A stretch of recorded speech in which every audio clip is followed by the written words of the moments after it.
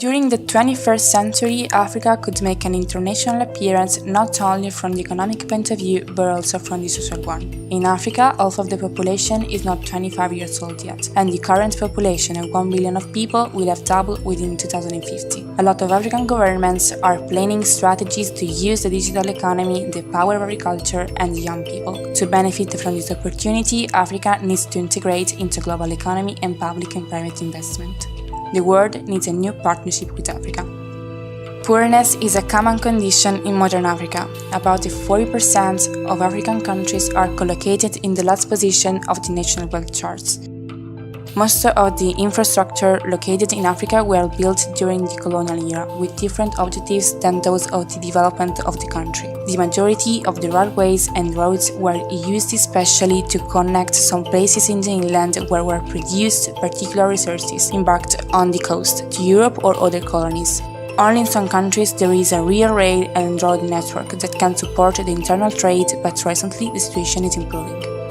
The colonial legacy is also in many other sectors, as the telecommunications or internet, depending on European infrastructures. These make the diffusion of the new technologies in the continent harder. Africa is one of the continents more tormented by armed conflicts and civil wars that cause hundreds of victims every year, damaging the economy of the country without improving that. These are the factors that make foreign investment in Africa a lot more complicated. To regain supremacy on its own resources, Africa would need political and economic autonomy.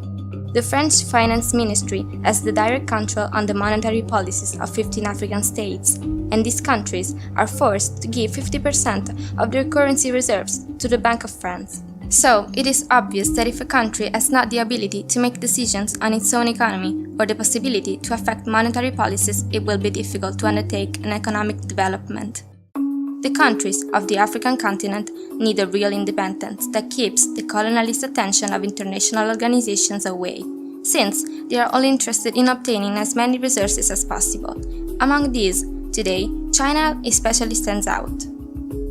Over the last decade, the Chinese government has planned a great net of global trade, known as Silk Road, that aims to build a new great global infrastructure net to commercialize Chinese products.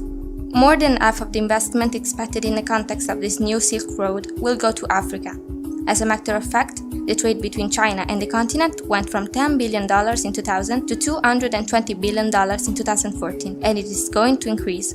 China is taking a role in Africa that is similar to the one that Western countries had in the past. Since China's middle class is expanding, Chinese initiatives provide African countries better infrastructure and a more efficient agriculture, contributing to the birth of the African middle class.